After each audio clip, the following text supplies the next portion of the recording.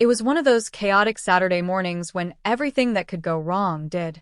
My husband, Chris, had taken our daughter Megan to her soccer tournament, leaving me home alone to catch up on laundry and household chores. I had underestimated just how many clothes had piled up over the week, and by noon, the laundry room looked like a clothing explosion had gone off. I bent down to grab a missing sock that had somehow rolled behind the washer.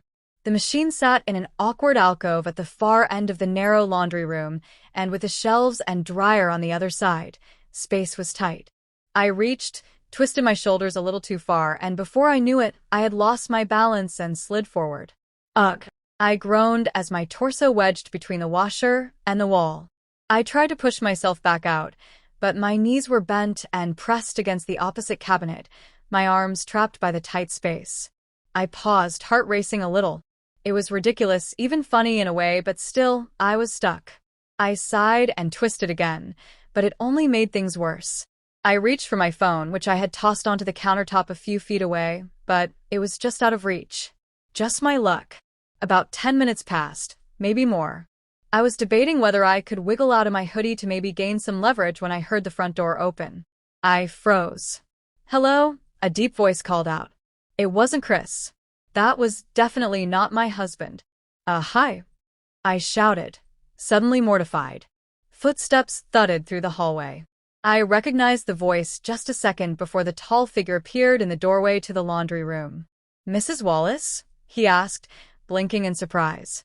It was Marcus, Chris's best friend since college. He was big, built like a linebacker, and usually the most laid-back guy in the room.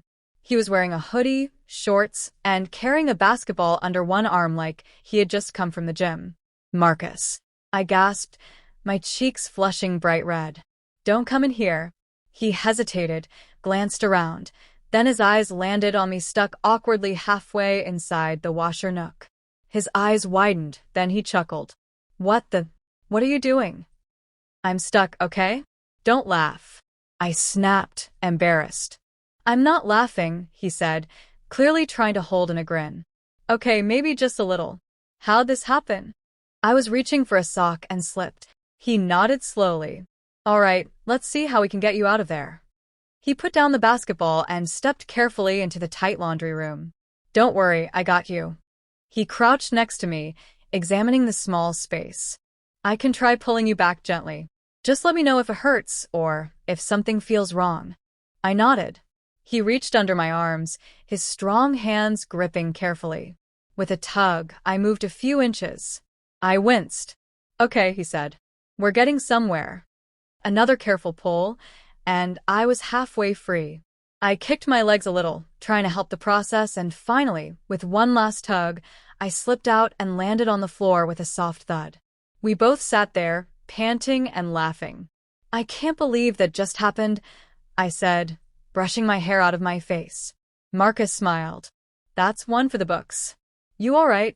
"Yeah, just my pride." I stood up and stretched, muscles a little sore. Marcus helped me up and looked around. "You really got a whole system going on in here."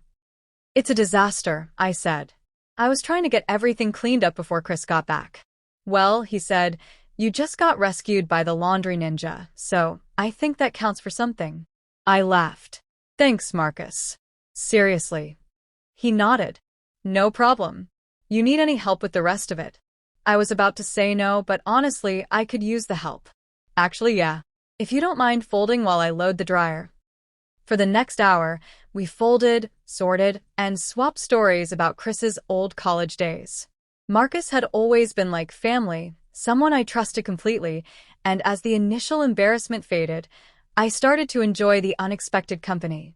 Halfway through the second basket, he looked up. "You ever think about how life just throws these weird moments at you? Like getting stuck behind a washer?" "Exactly," he grinned. "Yeah.